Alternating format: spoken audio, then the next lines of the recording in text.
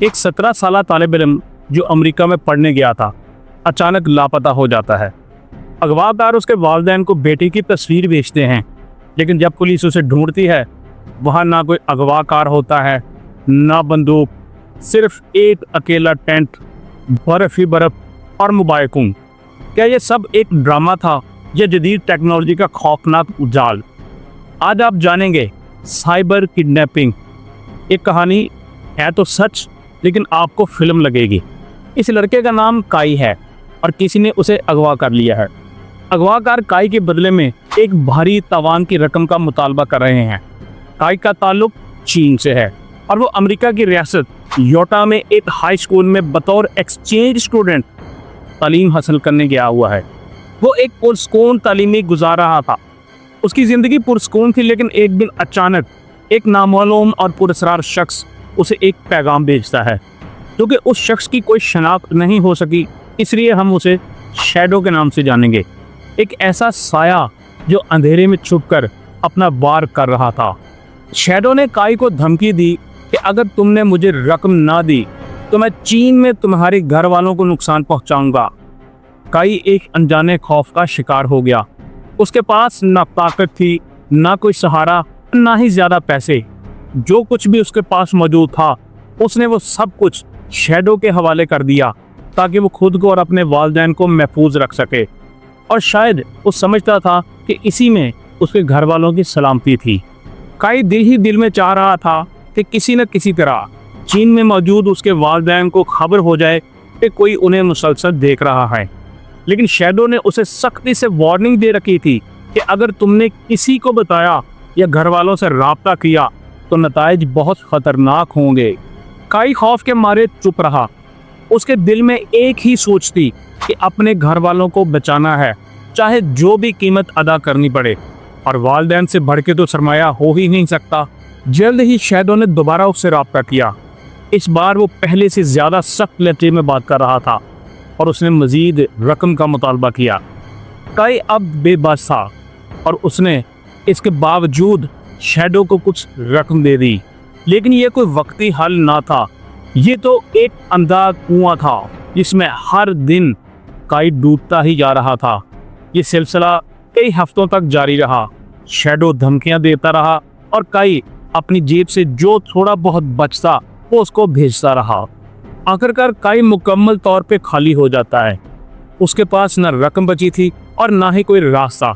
जब शैडो ने एक बार फिर उसे पैगाम भेजा तो काई ने लरजती आवाज़ में जवाब दिया, मेरे पास अब कुछ भी नहीं बचा, तुम सब कुछ मुझसे ले चुके हो। शैडो ने यह सुना तो वो बिफर गया। वो एक साए की तरह अब भी काई की जिंदगी पर छाया हुआ था और अब उसकी आंखों में सिर्फ गज़ब और इंतकाम था। दूसरी तरफ चीन में काई के वालिदैन को ज़रा बराबर भी अंदाज़ा नहीं था कि उनका बेटा इस भयानक मुसीबत में गिरफ्तार हो चुका है। चूँकि काई हाई स्कूल में ज़ेरे तालीम था, उसके वालिदैन उसके बैंक अकाउंट पर बाकायदा नज़र रखे हुए थे ताकि माली मामलात को काबू में रखा जा सके। मगर कुछ ही अरसे बाद उनकी नज़रों में एक अजीब सी हरकत आती है। उसके अकाउंट में एक अजीब सी हलचल दिखाई देती है। काई अचानक गैर मामूली रकम खर्च करने लगता है। ये उनके लिए पहली परेशानी का इशारा साबित होती है, एक ऐसा इशारा जिसकी गहराई वो उस वक्त तक नहीं समझ पाते कि काई ऐसा क्यों कर रहा है। फिर वो लम्हा आता है जो हर वालिदैन के लिए एक भयानक ख्वाब होता है। काई अचानक लापता हो जाता है। न वो स्कूल पहुंचता है, ना होस्ट फैमिली के घर वापस आता है। मुकम्मल खामोशी और पुरस्कारियत के साथ वो जैसे हवा में तहलील हो गया हो।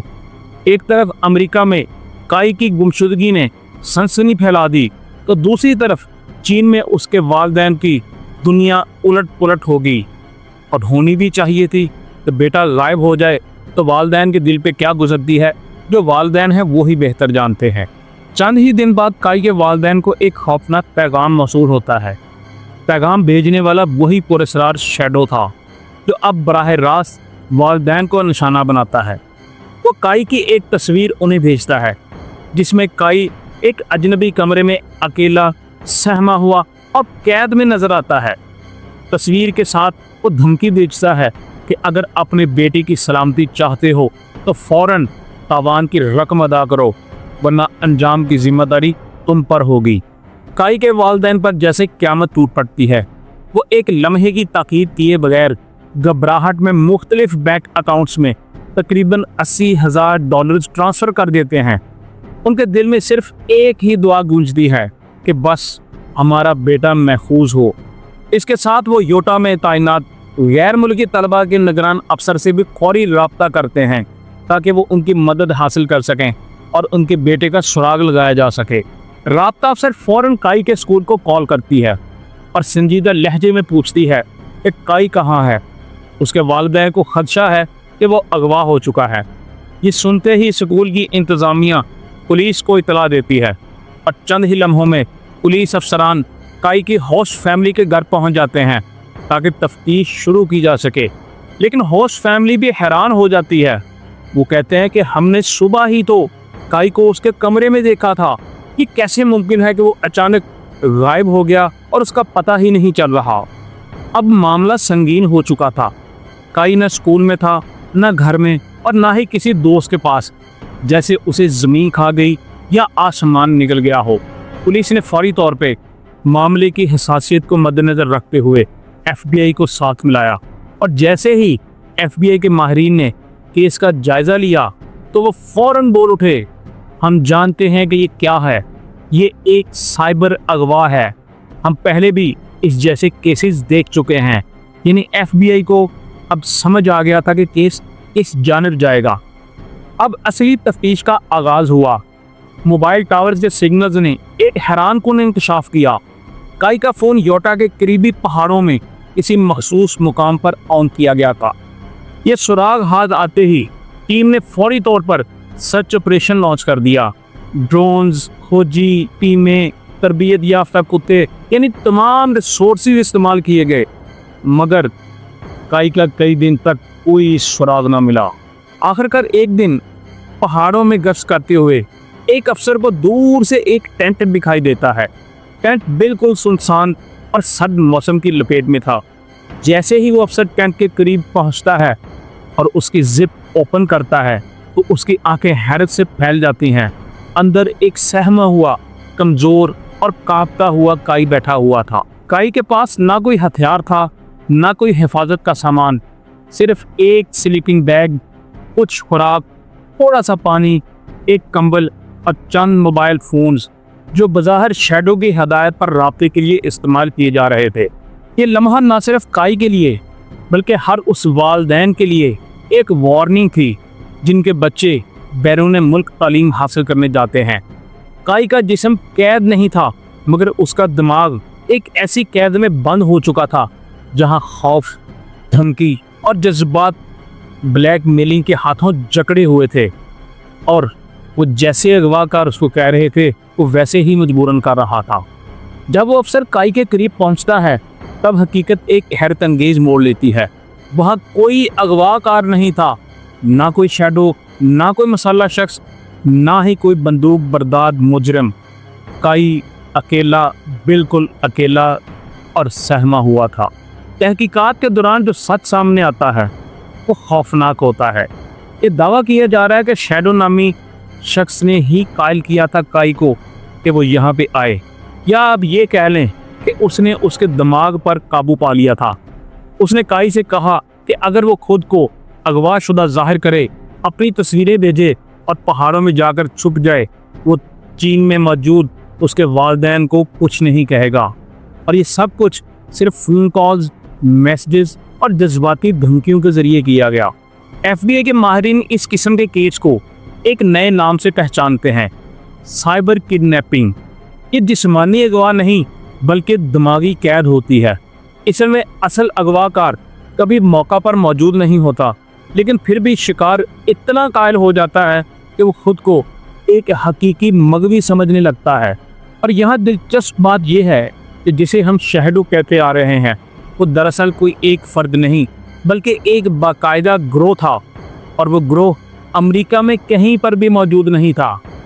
FBI के साइबर माहिरीन ने उनके IP एड्रेस का सुराग लगाया तो इंकशाफ हुआ कि ये सारा मंसूबा चीन से चलाया जा रहा था। एक ऐसा जाल जो हजारों मील दूर बैठकर बुना गया था और एक मासूम तालिब इल्म को उसमें बुरे तरीके से फंसा लिया गया था। इस खौफनाक तजुर्बे के बाद काई अब अमेरिका में नहीं है, वो वापस चीन चला गया है ताकि अपने ख़ानदान के साथ पुरसकून और महफूज रह सके और शायद अपने ज़ख्मों को वक्त के मरहम से भर सके। ज़हनी तौर पर टूटा हुआ काई अब आम जिंदगी की तरफ लौटने की कोशिश कर रहा है, लेकिन उस पर जो बीती वो शायद हमेशा उसके दिलो दिमाग पर धुंध की तरह छाई रहेगी, क्योंकि वो आसानी से वाइप आउट होने वाली नहीं है। और जहाँ तक शैडो या उस ग्रोह का ताल्लुक है, वो आज़ाद हैं, आज भी आज़ाद हैं, कभी मंजर आम पर नहीं आएंगे, ना उनकी शनाख्त हुई ना गिरफ्तारी। वो अपनी कामयाब वारदात के बाद शायद किसी और शिकार की तलाश में होंगे। इसलिए हम टेक्नोलॉजी को सलाम पेश करते हैं जो दुनिया को तो करीब ला रही है, लेकिन उसकी वजह से नई किस्म के जराइम भी जन्म ले रहे हैं, जहां मुजरिम सामने नज़र नहीं आते मगर उनके अल्फाज शिकार के दिमाग में खंजर की तरह उतरते चले जाते हैं। टेक्नोलॉजी की दुनिया को सलाम इसलिए कि इसकी एडवांसमेंट तेज़ है, इसके ज़रिए क्राइम्स भी हो रहे हैं, लेकिन उन पर काबू पाने के हवाले से जो अदारे हैं, जो लोग हैं, वो उस हवाले से इक्विप या ट्रेन नहीं हैं।